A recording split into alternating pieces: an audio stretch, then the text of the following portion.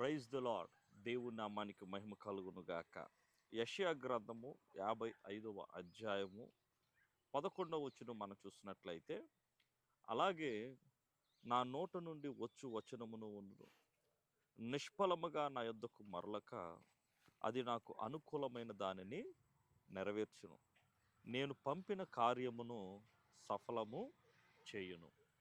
ఇక్కడ దేవుని యొక్క వాక్యము సెలవిస్తూ ఉంది. దేవుడు అంటూ ఉన్నాడు, నా నోటు నుండి ఏదైతే మాట విడుదలవుతుందో ఆ మాట కార్యమును చేసి వస్తుంది.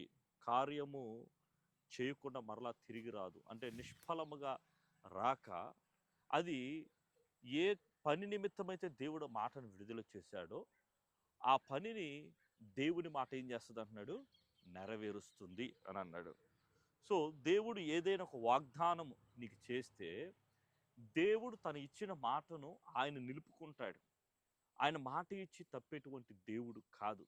ఆయన నీకు మాట ఇస్తే దానిని నెరవేర్చేటువంటి బాధ్యత కూడా దేవుడే తీసుకుంటాడు. ప్రియ దేవుని సంగమా, మరి ఆదికాండం 1వ అధ్యాయంలో 2 వచనాలను మనం చూస్తే, భూమి నిరాకారముగాను శూన్యముగాను ఉండెను అనేటువంటి అక్కడ మాటను మనం చూస్తూ ఉన్నాం.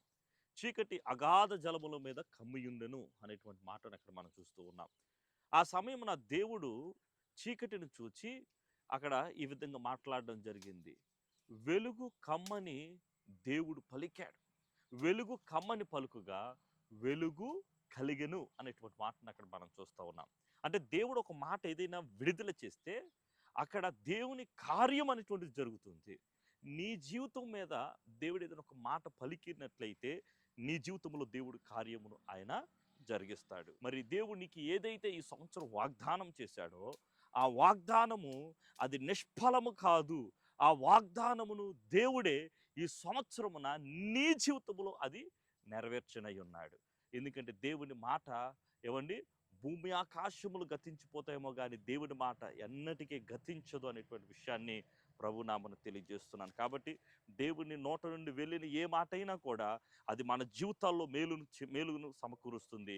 దేవుని నోట నుండి వచ్చిన వాగ్దానము, ఆ దర్శనము, ఆ మాటను గట్టిగా పట్టుకో, నమ్ము, విశ్వసించు, నీ కార్యము సఫలమవుతుంది.